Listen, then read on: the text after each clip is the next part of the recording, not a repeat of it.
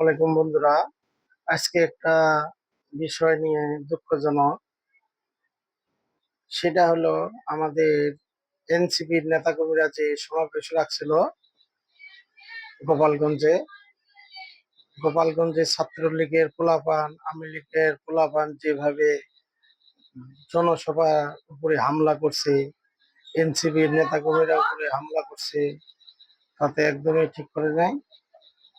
প্রশাসনের উপরে হামলা করছে। তাই সবার কাছে একটাই দাবি, যারা যারা এটির সাথে জড়িত হয় সবাইকে আইনের আওতায় আনা হোক, তাদেরকে উপযুক্ত শাস্তি দেওয়া হোক। আর যেভাবে গোপালগঞ্জে পুরা আওয়ামী লীগের এটা আস্তানা, তাই সবাই মিলে ওই আওয়ামী লীগের আস্তানা থেকে আমাদেরকে বেঁচে থাকতে হবে। বেঁচে থাকতে হলে কি করতে হবে? গোপালগঞ্জের নাম উঠাই দিতে হবে, যেন ওই হাসিনার কুলাঙ্কারেরা যেন এই গোপালগঞ্জে না থাকতে পারে। এই গোপালগঞ্জ পুরো একটা ইসলামী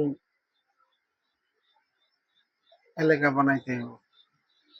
তাই ডক্টর ইউনূস স্যারের কাছে অনুরোধ রইল, আপনি এটা দ্রুত ব্যবস্থা নেন। আর যে সব জায়গায় আওয়ামী লীগ তো নিষিদ্ধ করা হয়েছে, মাশাআল্লাহ, যেভাবে এখনো জায়গায় চিপায় চাপায় ওই যে ছাড় পোকার মতো এখনো আওয়ামী লীগের স্বৈরাচারেরা যেখানে সেখানে ঘুরে বেড়াইতেছে আর জায়গায় জায়গায় হামলা করতেছে। তাতে সবাইকে চোখ কান খোলা রাখতে হবে, যেন কোনো প্রকারে আওয়ামী লীগের স্বৈরাচারেরা না থাকতে পারে। এই বলে আমার বক্তব্য শেষ করতেছি। আল্লাহ হাফিজ।